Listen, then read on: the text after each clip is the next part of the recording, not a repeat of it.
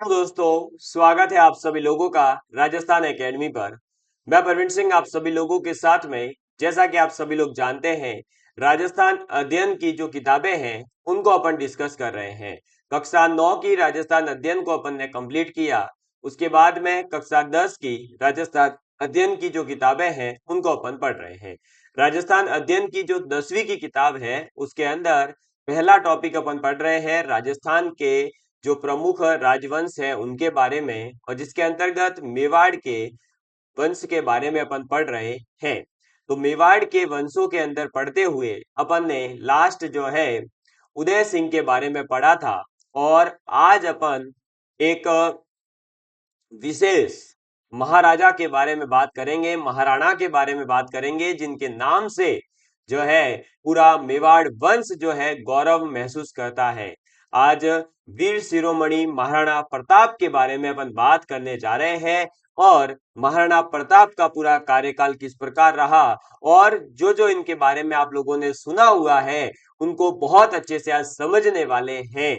आखिर जो हमारे मेवाड़ का मैराथन है वो किसे कहते हैं, मेवाड़ की थर्मोपल्ली क्या है, इन सभी के बारे में अपन आज पढ़ने वाले हैं। तो सबसे पहले देखिए, महाराणा प्रताप का जो है जन्म 9 मई 1540 को होता है। तो वीर शिरोमणि महाराणा प्रताप अपना जन्म जो है इस धरती पर कब लेते हैं, तो इनका जन्म होता है 9 मई 1540 को। सबसे पहले तो ये याद रखें। फिर इनका जन्म होता कहां पर है, तो कुंभलगढ़ के अंदर जो है उन प्रताप का जन्म होता है। और कुंभलगढ़ में जन्मे हुए 1540 को प्रताप जो है फिर 1572 में, कब, 32 वर्ष के बाद, यानी 1540 में जन्म हुआ और 72 में जो है ये मेवाड़ के शासक बनते हैं, यानी कि ये जो है 32 वर्ष की उम्र में मेवाड़ के शासक बने। महाराणा उदय सिंह जो थे, इनके पिताश्री, उन्होंने जगमाल को जो है अपना उत्तराधिकारी बनाया था। किसको उत्तराधिकारी बनाया था? जगमाल को उत्तराधिकारी बनाया था। लेकिन जो सरदार थे मेवाड़ के, उन सरदारों ने उस जगमाल को क्या किया, स्वीकार नहीं किया, और उस जगमाल को जो है गद्दी से हटा दिया, और मेवाड़ की राजगद्दी पर किसे बिठाया, तो महाराणा प्रताप को जो है गद्दी पर बिठाया। क्योंकि गद्दी पर बिठाया इसीलिए है क्योंकि प्रताप की कुछ विशेषताएं रही होगी, प्रताप के अंदर उस राजा के प्रकार के गुण दिखाई दिए होंगे, तभी तो जो है उन लोगों ने उसका सपोर्ट किया होगा, वरना ऐसे ही थोड़ी कोई किसी का सपोर्ट करता है आज की तारीख में, है। तो महाराणा प्रताप के बारे में बात कर रहे हैं। 9 मई 1540 को जन्म हुआ कुंभलगढ़ के अंदर, और 1572 में ये मेवाड़ के शासक बनते हैं। महाराणा उदय सिंह जगमाल को शासक बनाते हैं, लेकिन सरदार जो है, वहां की जनता जो है, वो उस जगमाल को राजगद्दी से हटाती है और महाराणा प्रताप को गद्दी पर बिठाती है। इस समय दिल्ली का जो शासक है वो कौन है? मुगल बादशाह अकबर। कौन है? अकबर जो है उस समय पर शासक है। तो प्रताप के सामने दो मार्ग थे उस समय पर, या तो वो जो है अकबर की अधीनता को स्वीकार करे और मेवाड़ जो है मुगलों का गुलाम हो जाए, या फिर दूसरा था कि वो संघर्ष को चुने और हर बार जो है मुगल सेना के सामने डटकर मुकाबला करे। तो अब देखिए महाराणा प्रताप कौन सा रास्ता अपनाते हैं। तो दो मार्ग थे, या तो वह अकबर की अधीनता स्वीकार करे और सुविधापूर्ण जीवन जिए, या फिर अपना स्वतंत्र अस्तित्व और अपने देश की प्रतिष्ठा बनाए रखे।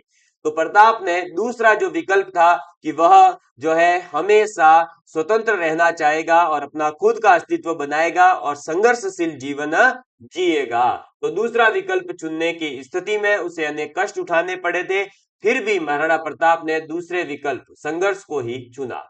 इस संघर्ष से मैं यहाँ ये समझाना चाहूंगा दोस्तों कि जिस व्यक्ति ने भी संघर्ष की राह को चुना है वह व्यक्ति हमेशा महान बन करके उभरा है। आप मेवाड़ के इतिहास में देखेंगे तो महाराणा प्रताप को देख सकते हैं, मारवाड़ के इतिहास में देखेंगे तो चंद्रसेन को देख सकते हैं। मारवाड़ का महाराणा प्रताप कहा जाता है राजा चंद्रसेन को, जिसके बारे में अपन मारवाड़ के जब राठौड़ वंश की बात करेंगे तब वहां पर चंद्रसेन नामक राजा की भी बात होगी। इसी प्रकार से चाणक्य ने भी जो है एक संघर्ष का रास्ता चुना था, इसीलिए जो है आज उसे आप जानते हैं। एपीजे अब्दुल कलाम सर को आप देख सकते हैं, स्वामी विवेकानंद जी को देख सकते हैं, महात्मा गांधी जी को देख सकते हैं, अंबेडकर साहब को देख सकते हैं, डॉक्टर भीमराव अंबेडकर जी, ठीक है। इसके अलावा आपके जो है आप भगत सिंह को देख सकते हैं, चंद्रशेखर आजाद को देख सकते हैं, तमाम प्रकार के। और आज की वर्तमान परिस्थिति में भी कई प्रकार के ऐसे जो है आपको राजनेता, एक्टर्स, ऐसे टीचर्स मिल जाएंगे जिन्होंने बहुत संघर्ष किया। डॉक्टर सर्वपल्ली राधाकृष्णन जी को देखिए, एक शिक्षक थे और एक शिक्षक से जो है भारत के राष्ट्रपति तक का पद जो है उन्होंने प्राप्त किया। तो ये संघर्ष के बिना कभी पॉसिबल नहीं है। तो जिस भी व्यक्ति ने संघर्ष को चुना है वह हमेशा एक जो है अच्छा व्यक्तित्व बना है, उसकी महानताएं जो है उसे पूरे जीवन भर के लिए कहते हैं ना कि आजीवन जो है उसे फेमस करके रहती है। ठीक है, तो आप भी अगर संघर्ष करेंगे, मेहनत करेंगे, तो आपकी भी जो है इस संघर्ष की कहानी को इतिहासों में लिखा जाएगा। आप देखते होंगे कि जैसे ही आरएएस का रिजल्ट आता है तो लोग कहते हैं सबसे यंगेस्ट आरएएस ये सेलेक्ट हुए, ये यंगेस्ट आईपीएस सेलेक्ट हुए, ये यंगेस्ट आईएएस सेलेक्ट हुए, ये पहले अटेम्प्ट में लग गए। तो वो सब जो संघर्ष है आपका, वो संघर्ष जो है आपको एक महान व्यक्तित्व बनाता है। इसलिए हमेशा अपने जीवन में संघर्ष को जो है चुने, कभी भी कंफर्ट जोन में रहने की कोशिश नहीं करें, कभी भी जो है ये नहीं सोचें कि आरामदायक जिंदगी अच्छी होती है। दोस्तों, आरामदायक जिंदगी अगर अच्छी होती तो फिर अमेजन के मालिक, फेसबुक के मालिक, ओयो के मालिक, आपके इसके अलावा एमबीए चाय वाला हो, या फिर इसके अलावा आप क्रिकेट फील्ड में देखिए, आप एक्टिंग फील्ड में देखिए, जिस भी व्यक्ति ने कुछ नया हासिल किया है उसने हमेशा संघर्ष को ही चुना है। ठीक है, तो चलिए आगे बात करते हैं। संघर्ष को चुना, अब इस संघर्ष की तैयारी में उन्हें जो है सबसे पहले क्या करना था, तो मेवाड़ को संगठित करने का कार्य करना पड़ा, क्योंकि उस समय पर जो है मुगल बादशाह का अधिकार था, तो मेवाड़ जो है पूरी तरह से बिखरा हुआ था। और आपको पता ही है कि उदय सिंह जो है इनसे पीछे के 2-3 राजाओं का कार्यकाल थोड़ा सा ठीक ठाक ही रहा था, इस वजह से मेवाड़ जो है थोड़ा सा बिखर गया था। लेकिन इस मेवाड़ को जो है एकत्रित करने का काम कौन कर रहा है, तो मेवाड़ को एकत्रित करने का काम करते हैं महाराणा प्रताप। अब अपने कर्तव्य और विचारों से उसने सामंतों और भीलों का जो है एक गुट बनाया। तो अब देखिए, महाराणा प्रताप जो राज परिवार में जन्मे हैं, और उस जमाने की बात है जब 1540 के आसपास, जिस समय पर जो है मतलब एक जाति के आधार पर देखे, धर्म के आधार पर देखे, बहुत ज्यादा भेदभाव हुआ करता था। उस समय पर महाराणा प्रताप अपने कर्तव्य और अपने विचार इतने उच्च रखते थे कि उन्होंने अपने कर्तव्यों और विचारों से जो है सामंतों और भीलों को एक गुट बना दिया, और ये जो है सदैव ही देश की रक्षा के लिए उद्यत रहे। यानी उनको ऐसा प्रेरित किया, उन लोगों को अपने साथ लाया, अपने सम्मान समकक्ष माना, तब जो है उन लोगों ने उनका सम्मान किया। इसीलिए आजकल आप देखते होंगे कि कई जो है लोग, आपके जो आसपास के राजनेता है, वो आजकल ये कहते हैं कि हम 36 कौम के नेता है। भाई क्यों कहते हैं ऐसा? वो इसीलिए कहते हैं क्योंकि वो ये चाहते हैं कि हर व्यक्ति हमारे साथ खड़ा हो, जैसे महाराणा प्रताप ने अपने साथ खड़ा किया। अब आजकल के नेताओं की अलग बात है, मैं बात कर रहा हूं महाराणा प्रताप के जमाने की, जिस जमाने में इन्होंने रियल में देश को जो है एक अच्छे मुकाम पर जो है लाने के लिए, और अपने देश मतलब उस जमाने का इनका जो मेवाड़ था उसे जो है परतंत्र रखने के लिए, उसके स्वाभिमान को बचाए रखने के लिए इन्होंने ये कार्य किया है। तो इन्होंने, प्रताप ने जो है प्रथम बार इन्हें अपनी क्या करा था, देखिए सैन्य व्यवस्था में उच्च पद देकर के इनके सम्मान को बढ़ाया। अब सीधी सी बात है कि अगर किसी व्यक्ति को अपने पास लाना है, अपने साथ रखना है, तो उस व्यक्ति को उस प्रकार का सम्मान भी मिलना चाहिए। तो इन्होंने क्या किया कि जो अपनी सैन्य व्यवस्था थी उसमें उच्च पदों पर जो है सामंतों को और भीलों को जो है अपने साथ रखा।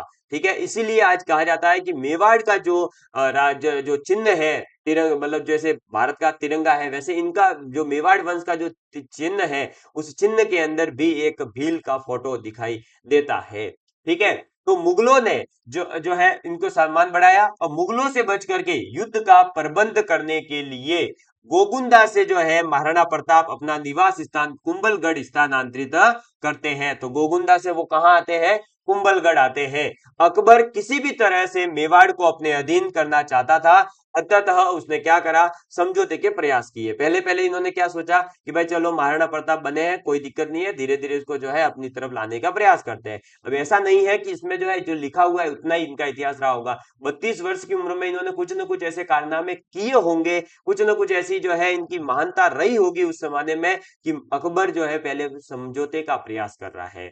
कुछ ना कुछ जैसे, तो कुछ तेज लोग होते हैं जो कहते हैं ना ये तो बचपन से ही ऐसा था, जैसे कोई जो है बड़ा व्यक्ति बन जाता, कहते बचपन से ही ऐसा था, कोई आईएएस बन जाता, कोई बचपन से होशियार था, कहते हैं ना, कहता जन्मी है जदू को कहीं होशियार तो थोड़ा भणता करता, समझ में आई बात। तो वही चीज यहाँ पर थी, तो उनकी जो है इन चीजों को देख करके उसने समझौते के प्रयास किए। और अकबर जो है 1572 से लेकर के 1576 लगभग 4 साल तक जो है 72 से लेकर 72 से 76 इसके मध्य में 4 शिष्टमंडल जो है भेजता है। कितने? 4 शिष्टमंडल जो है भेजता है, जिसमें सबसे पहले जलाल खां, उसके बाद में मान सिंह, उसके बाद में भगवान दास और उसके बाद में टोडर मल।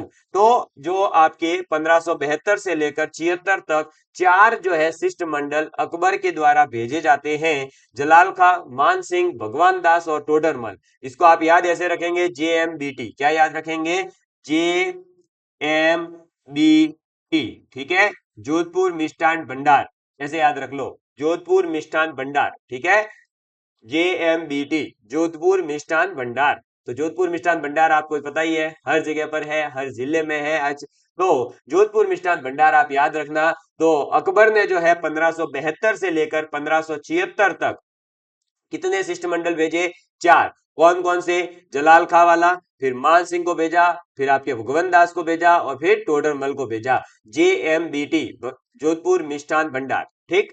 चलिए, इसके बाद में मगर महाराणा प्रताप ने जो है संधि करने से किसी भी प्रकार की रुचि नहीं दिखाई, अतः मेवाड़ को जो है मुगल आक्रमण का सामना करना पड़ा और 1576 के प्रारंभ में अकबर जो है मेवाड़ अभियान की तैयारी हेतु अजमेर पहुंच जाता है। भाई जब 1576 तक अंतिम रूप से नहीं माना, जब लास्ट में टोडरमल आया, तो उसके बाद में फिर अकबर को लगा कि अब मुझे जो है मेवाड़ अभियान करना होगा और मेवाड़ अभियान की तैयारी के लिए वो अजमेर पहुंच जाता है। और अजमेर पहुंच करके उसने क्या किया, तो जो आमेर के शासक थे मान सिंह, उनको जो है मेवाड़ अभियान का नेतृत्व सौंप दिया कि अब जाइए आप और मेवाड़ को जो है फतेह करके आइए। भाई मेवाड़ से युद्ध करने के लिए किसको भेजा है? मान सिंह को भेज दिया, ठीक। इसके बाद देखिए, ये रहे वीर शिरोमणि महाराणा प्रताप। और अंततः फिर जो है 18 जून 1576 को, कब? 18 जून 1576। देखो 2-3 डेटें हैं जो याद रखनी है। एक डेट ये याद रखना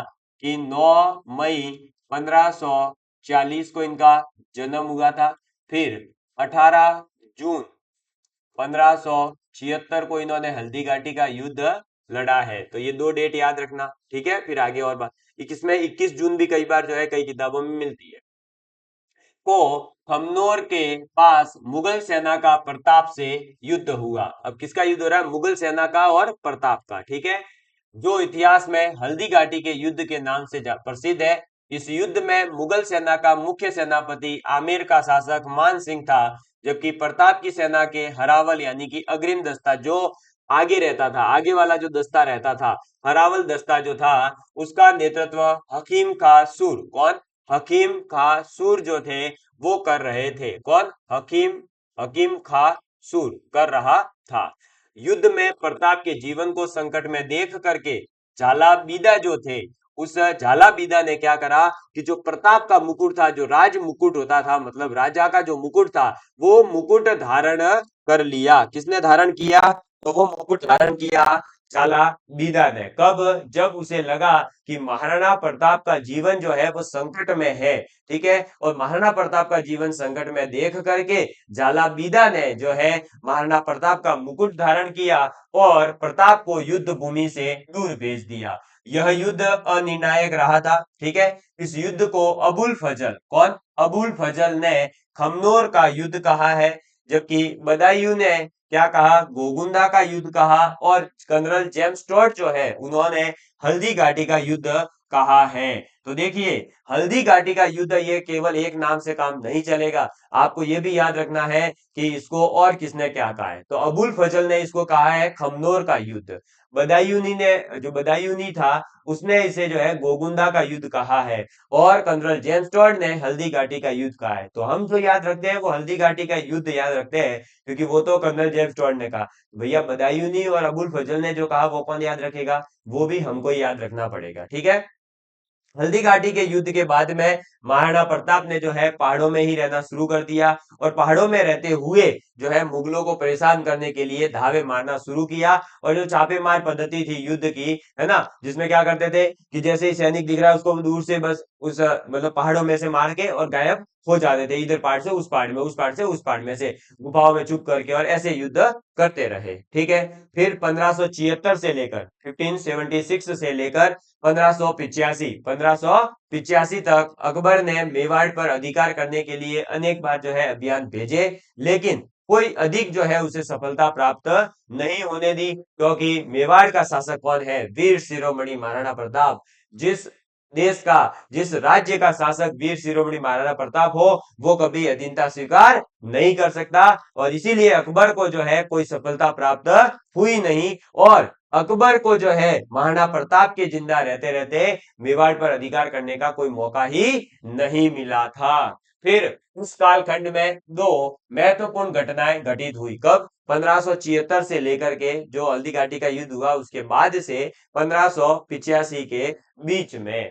क्या, तो पहला, महाराणा प्रताप के पुत्र हुए अमर सिंह। उस अमर सिंह ने क्या करा 1580 में, कब, 1580 में अमर सिंह ने, किसने, महाराणा प्रताप ने नहीं, महाराणा प्रताप के पुत्र है अमर सिंह, उस अमर सिंह ने अचानक शेरपुर के मुगल शिविर पर जो है आक्रमण कर दिया। कहां के, शेरपुर के मुगल शिविर पर आक्रमण किया, और अब्दुल, ये जो अबुर रहीम खान खाना थे, उस अबुर रहीम खान खाना के परिवार की जो महिलाएं थी, उन महिलाओं को बंदी बना दिया, किसने, अमर सिंह ने, कब, 1580 के अंदर। इस संपूर्ण घटनाक्रम की जब जानकारी महाराणा प्रताप को पता चली, तो महाराणा प्रताप ने मुगल महिलाओं को ससम्मान, क्या, ससम्मान, यानी कि जैसे ही उनको भाई आपने गुलाम मतलब बंदी बनाया है, आप ससम्मान बिना किसी प्रकार की उनको कुछ भी बोले, कुछ भी छेड़छाड़ी के,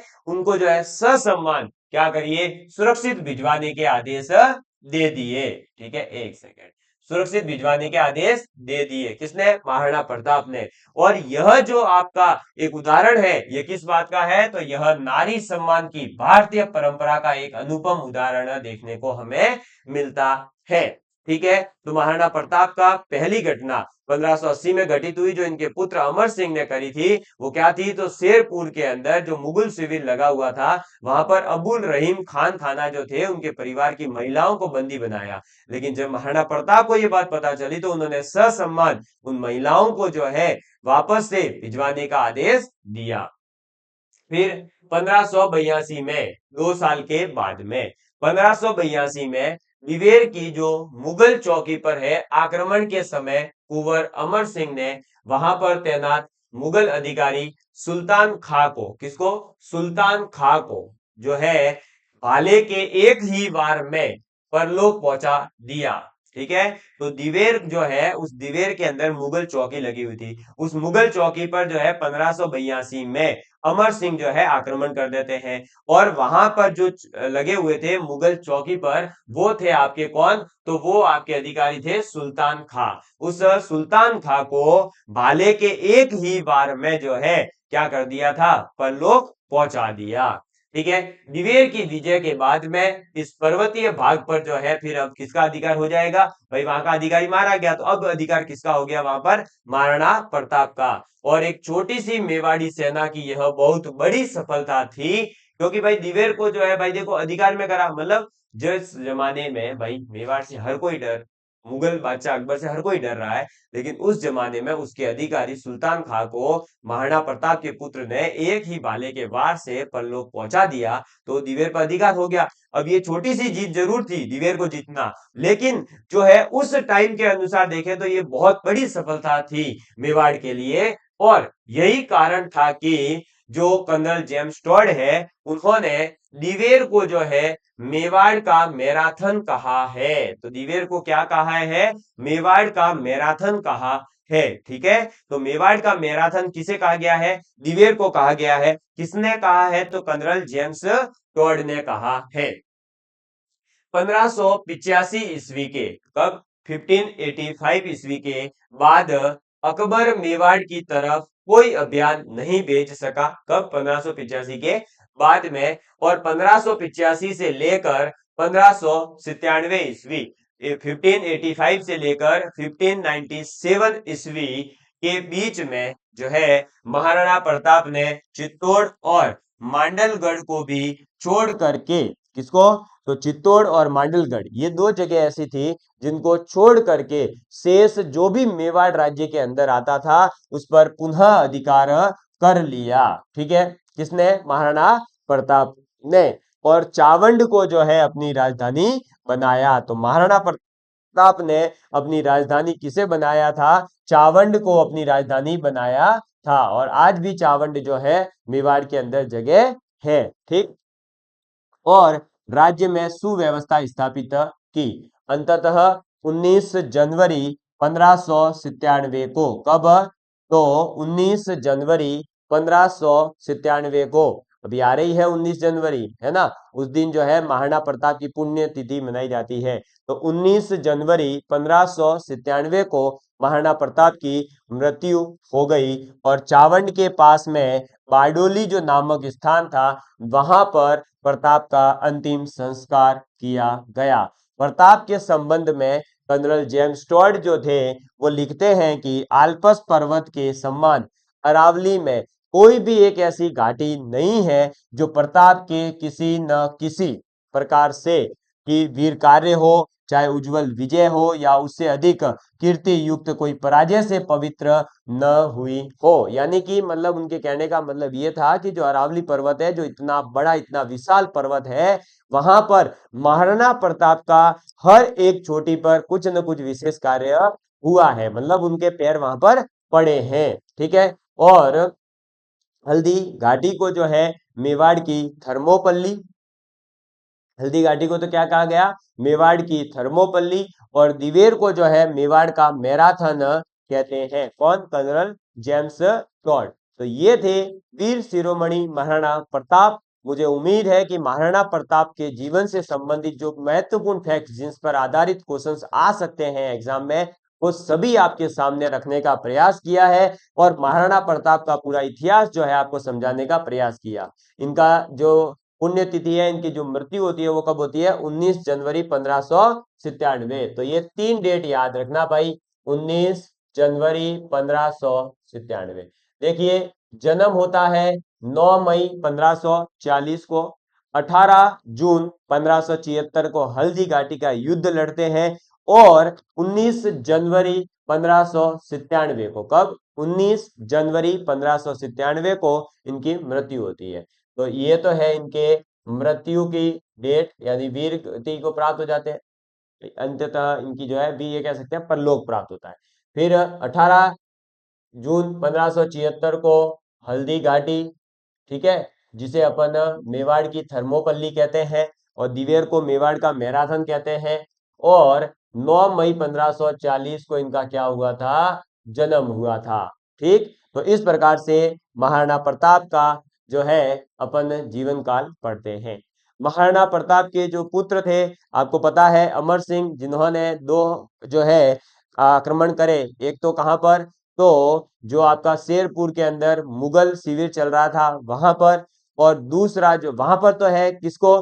तो अब्दुल रहीम खान खाना के परिवार की महिलाओं को इन्होंने बंदी बनाया था। और दूसरा 1582 के अंदर अमर सिंह ने जो है दिवेर की जो मुगल चौकी थी वहां पर सुल्तान खां को भाले के एक ही वार से परलोक पहुंचा दिया था। तो ये 2-3 नाम आप याद रखना और घटना याद रखना। ठीक है, अब बात करते हैं राणा अमर सिंह के बारे में ही, जब ये खुद जो है मेवाड़ के शासक बन जाते हैं अपने पिता की मृत्यु के बाद। तो 1597 में जब महाराणा प्रताप की मृत्यु हुई तो उसके बाद ये शासक बने और 1620 तक ये रहते हैं। अमर सिंह 1597 में मेवाड़ का शासक बना और शासक बनने के बाद मुगल आक्रमणों का सामना करना पड़ा। 1613 ईस्वी में, कब? 1613 ईस्वी में जहांगीर स्वयं जो है अजमेर पहुंचा और शाहजहां जो शहजादा खुर्रम था, जिसे शाहजहां कहा जाएगा बाद में, वो जहांगीर का पुत्र है। कौन है? शाहजहां, जिसे शहजादा खुर्रम अभी यहाँ पर अपन कह रहे हैं, को मेवाड़ अभियान का नेतृत्व सौंपा। तो 16 भाई जैसे देखो आपके 1576 में जैसे अकबर आया था कहां पर? अजमेर। वैसे ही यहाँ पर जहांगीर जो है वो अजमेर आता है 1613 में और अपने पुत्र को जो है शाहजहां को मेवाड़ अभियान का नेतृत्व सौंपता है। उन्होंने मान सिंह को सौंपा था हल्दी घाटी का नेतृत्व। फिर उसने मेवाड़ में लूटमार की, आगजनी की और जनता को परेशान किया, संकट की स्थिति उत्पन्न करने का प्रयास किया। इससे क्या हुआ कि मेवाड़ के जो सामंत थे वो अब युद्ध से क्या हो गए थे? उब गए थे, परेशान हो गए थे, क्योंकि जनता समय तक ही संघर्ष को जो है सहन कर सकती है, उसके बाद में उन्हें जो है परेशानी होने लगी, वो तकलीफ में महसूस करने लगे कि हर रोज क्या ये युद्ध युद्ध युद्ध ऐसे, ठीक है। तो फिर उन्होंने क्या करा, और उनकी जागीरें भी जो है वीरान हो गई थी, तो उन्होंने सभी ने मिल करके जो इनके पुत्र है कुंवर करण सिंह, उस कुंवर करण सिंह को अपने पक्ष में किया कि भाई अब जो है तुम ये अपने पिताजी को मनाओ कि वो जो है अब अकबर की अधीनता, अकबर तो नहीं है, अब जहांगीर की यानी मेवाड़ की जो है वो मुगल की अधीनता स्वीकार कर ले, जो मुगल है उनकी अधीनताओं को क्या करें? स्वीकार करें। ऐसा किसे अपने पक्ष में किया? करण सिंह को, ठीक है। राणा पर क्या किया? मुगलों से संधि करने का दबाव डाला। सरदारों के दबाव डालने के कारण अमर सिंह को झुकना पड़ा, क्योंकि जब सब बोल रहे हैं, उनका बेटा बोल रहा है और आसपास की जब उनके जितने भी सामंत वगैरह थे सभी ने उनके ऊपर प्रेशराइज किया, तो मुगलों से संधि की स्वीकृति देनी पड़ी। फरवरी 1615 में मेवाड़ मुगल संधि हुई। कब? फरवरी 1615 के अंदर, ये याद रखना, फरवरी 1615 में जो है मेवाड़ मुगल संधि होती है। मेवाड़ में उस समय शासक कौन है? अमर सिंह, और मुगल शासक कौन है? जहांगीर, ठीक है। इनके बीच में ये संधि होती है और चित्तौड़ पुनः जो है फिर मेवाड़ को लौटा दिया गया, क्योंकि चित्तौड़ और मांडलगढ़ ही ऐसे दो जगह थे जिस पर अधिकार जो है महाराणा प्रताप नहीं कर सके थे, तो अब चित्तौड़ पुनः लौटा दिया गया। लेकिन जहांगीर ने एक कंडीशन रखी थी कि आप जो है उसकी मरम्मत जो है वो नहीं की जा सकेगी। किसकी? चित्तौड़ की। ये किस समय की संधि के शर्त है? तो मेवाड़ मुगल संधि जो हुई फरवरी 1615 में, उस समय ये शर्त रखी गई। इस प्रकार से विगत 90 वर्षों से, ठीक है भाई, पिछले 90 वर्षों से बाबर के समय से चले आ रहे इस मेवाड़ मुगल संघर्ष का जो है अंत हुआ। तो आपसे इस प्रकार का क्वेश्चन पूछा जा सकता है कि मुगल मेवाड़ का जो संघर्ष है उसका अंत कब होता है? तो जब महाराणा प्रताप के पुत्र महाराणा अमर सिंह मेवाड़ के शासक बने, और अगर सन पूछे तो 1615 में, महीना पूछे तो फरवरी 1615 में, और उस समय मुगल शासक कौन है? तो जहांगीर है, ये भी ध्यान रखेंगे, ठीक है। और इस प्रकार ये अंत हुआ।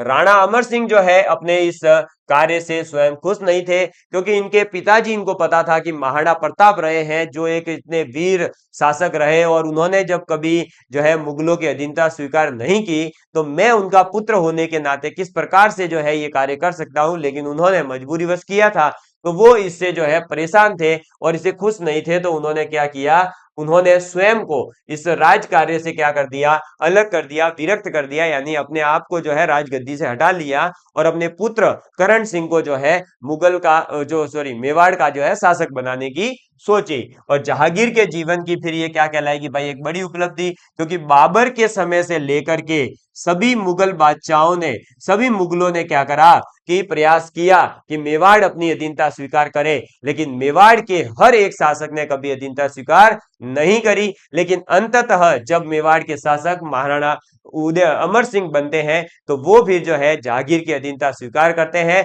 वो भी अपने सामंतों और अपने पुत्र इन सभी के जो है दबाव डालने के कारण ये मुगल मेवाड़ संधि को स्वीकार करते हैं। कब होती है मुगल मेवाड़ संधि? तो फरवरी 1615 के अंदर मुगल मेवाड़ संधि होती है। इस प्रकार से अब जो है मेवाड़ आपके मुगलों के अधीन हो चुका है और चित्तौड़ जो है पुनः मेवाड़ को मिल चुका है। लेकिन चित्तौड़ को जो है अब भी मरम्मत करवाने की परमिशन नहीं दी गई है। ये जो मरम्मत करवाने की परमिशन नहीं दी गई है, ये आगे जाकर के वापस से जो है मुगल मेवाड़ के बीच में संघर्ष की स्थिति को उत्पन्न करने वाला है। इसलिए अभी इस पॉइंट को यहां पर दिमाग में रखिएगा कि यहां पर संधि में शर्त क्या है कि आप मरम्मत नहीं कर सकते हैं। ठीक है, चलिए, तो इसके बाद में जो है महाराणा राज सिंह जो है शासक बनते हैं। हालांकि इसके बाद में करण सिंह और इनसे छोटे मोटे और बहुत शासक बीच में बनेंगे, लेकिन उन सभी शासकों के बारे में हमें नहीं पढ़ना है। हम सीधा सीधा जो है महाराणा राज सिंह के बारे में पढ़ेंगे, जो 1652 से लेकर 1680 तक इनका कार्यकाल रहेगा। यानी 1652 में ये शासक बनेंगे, 1680 तक ये रहेंगे। और महाराणा राज सिंह जो है, इनका भी संघर्ष होने वाला है मुगलों से पुनः। ठीक है, चलिए, तो इनके बारे में अपन अगली कक्षा में पढ़ने वाले हैं। और मुझे उम्मीद है कि अब जो है बहुत ही जल्दी अपन मेवाड़ के इतिहास को समाप्त करके, यानी पूरा होने वाला है, और इससे आगे जो है मारवाड़ के इतिहास को पढ़ने वाले हैं। चलिए, तो धन्यवाद। जय हिंद, जय Bharat. Love you, all of you. Please take care and please share with your friends. जय हिंद, जय भारत।